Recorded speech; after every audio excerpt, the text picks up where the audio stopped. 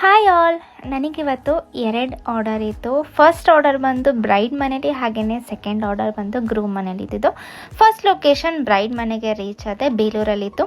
ಬ್ರೈಡ್ಗೆ ಮೆಹಂದಿ ಹಾಕೋಕ್ಕೆ ಸ್ಟಾರ್ಟ್ ಮಾಡಿದೆ. So bride ಡಿಸೈನ್ನ choose ಮಾಡಿದರು. ಕಂಪ್ಲೀಟ್ ಬ್ರೈಡಲ್ ಥೀಮಲ್ಲಿ ಹೇಳಿದ್ರು, ಅಂದರೆ ಲೈಕ್ ಮ್ಯಾರೇಜ್ ಥೀಮಲ್ಲೇ ಮೆಹಂದಿ ಇರಲಿ ಅಂತ ಹೇಳಿದ್ರು. ಸೊ ನೋಡ್ಬೋದು, ಫ್ರಂಟ್ ಹ್ಯಾಂಡ್ ಮುಗಿಸ್ಕೊಟ್ಟಿದ್ದೀನಿ. ಬ್ರೈಡ್ ಮತ್ತು ಗ್ರೂಮ್ದು ಫಿಗರ್ಸ್ ಆಗಿರ್ಬೋದು ಕಂಪ್ಲೀಟ್ ಡೀಟೇಲಿಂಗ್ ಆಗಿ ಹೇಳಿದರು. ಸೊ ನಮ್ಮ ಇವತ್ತಿನ ಬ್ರೈಡ್ ಬಂದು Megha, she is very happy ನಾನು ಮೆಹಂದಿ ಹಾಕಿರೋದನ್ನು ನೋಡಿ.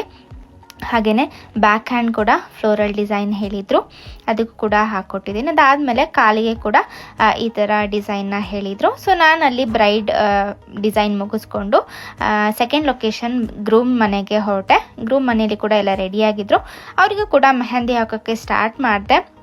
ಅಲ್ಲಿ ಅರೌಂಡ್ 20 to 25 ಮೆಂಬರ್ಸ್ ಇದ್ದರು. ಎಲ್ರಿಗೂ ಕೂಡ ಈ ಥರ ಮೆಹಂದಿ ಹಾಕ್ಕೊಟ್ಟಿದ್ದೀನಿ.